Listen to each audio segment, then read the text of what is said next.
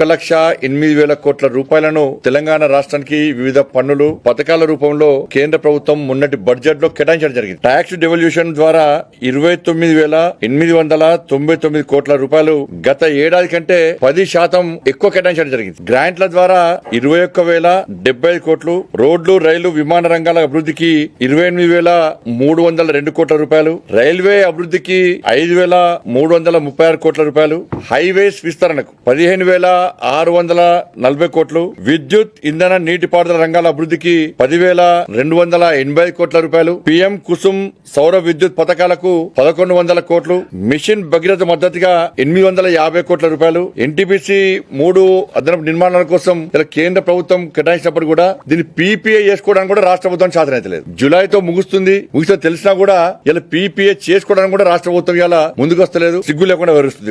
గ్రామాల పట్టణాల అభివృద్ధికి 6,320 కోట్లు, ప్రధానమంత్రి ఆవాస్ యోజన 2,120 కోట్లు, ఆరోగ్యం పారిశుద్ధ్య రంగాలకు 5,790 కోట్ల రూపాయలు, బీబీ నగర్ ఎయిమ్స్ 2,450 కోట్లు, ఆరోగ్య మిషన్ పథకాలకు 1,980 కోట్లు, ఈఎస్ఐ విస్తరణకు 1,360 కోట్లు, విద్యా క్రీడా రంగాలకు 4,930 కోట్లు, ఇందులో హైదరాబాద్ ఐఐటికి 1,800 కోట్లు, సమగ్ర శిక్షా అభియాన్ 1,500 కోట్లు, అంగన్వాడీ మధ్యాహ్న భోజన పథకానికి 930 కోట్లు, వ్యవసాయం సహకార శాఖలకు 5,920 కోట్లు, ఇందులో పీఎం కిసాన్ నిధికి 3,600 కోట్లు, ఎంఎస్పీ కోసం 1,500 కోట్లు, మౌలిక సదుపాయాల కోసం 820 కోట్లు, ఉపాధి పారిశ్రామిక రంగాల అభివృద్ధికి 4,930 కోట్లు, ఇందులో ఎంఎస్ఎంఈ పథకాలు రుణ సబ్సిడీలకు 2,150 కోట్లు, స్కిల్ డెవలప్మెంట్ ప్రోగ్రామ్స్ కోసము 880 కోట్లు,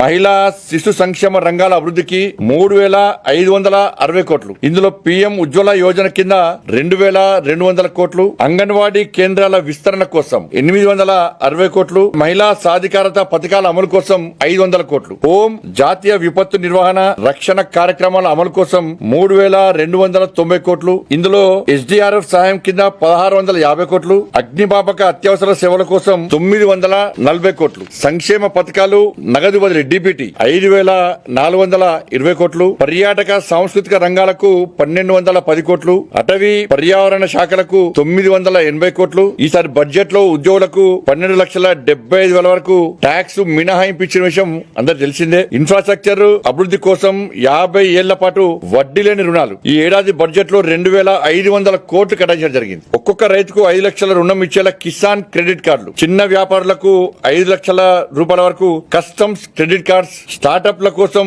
10,000 కోట్ల ఫండ్, తొలిసారి వ్యాపారాన్ని స్టార్ట్ చేసేటువంటి 5 లక్షల మంది మహిళలకు ఒక్కొక్కరికి 2 కోట్ల రూపాయల చొప్పున టర్మ్ రుణాలు ఇవ్వడానికి సిద్ధమైంది. సాక్ష్యం అంగన్వాడీ పోషణ్ కింద 8 కోట్ల మందికి పైగా ఇలా పిల్లలు మానసిక పోషకాహారం కోసం కూడా నిధులు కేటాయించడం జరిగింది. యువతకు ఉపాధిని పెంచేందుకు ఎంఎస్ఎంఈ క్రెడిట్ బూస్ట్ కింద 1,50,000 కోట్లు, 8 కోట్ల మందికి పైగా ఇలా పిల్లలు మానసిక పోషకాహారం కోసం కూడా నిధులు కేటాయించడం జరిగింది. యువతకు ఉపాధిని పెంచేందుకు ఎంఎస్ఎంఈ క్రెడిట్ బూస్ట్ కింద 1,50,000 కోట్లు, పీఎం స్వనిధి విస్తరణ, వీధి వ్యాపారులకు యూపీఐ లింక్డ్ క్రెడిట్ కార్డు కూడా ఇవ్వడం జరుగుతూ ఉన్నది. పీఎం జన్ ఆరోగ్య యోజన కింద 1 కోటి మందికి గిగ్ కార్మికుల కోసం ఆరోగ్య సంరక్షణ కవరేజ్ కూడా ఇవ్వడం జరుగుతున్నది. జిల్లా ఆసుపత్రిలో డే కేర్ క్యాన్సర్ కేంద్రాల ఏర్పాటు, దీర్ఘకాలిక పెట్టుబడుల ప్రాజెక్టుల కోసం 1,50,000 కోట్ల వడ్డీ లేని రుణాలు, ఉడాన్ స్మార్ట్ సిటీ మిషన్ కింద కొత్త విమానాశ్రయాలు, మెట్రో స్టేషన్ల విస్తరణ కూడా చెప్పడం జరిగింది. స్వామినిధి 2 కింద తక్కువ ధరకు ఇండ్ల కొనుగోలు చేసేలా 1,00,000 మందికి ఆర్థిక ప్రోత్సాహం కింద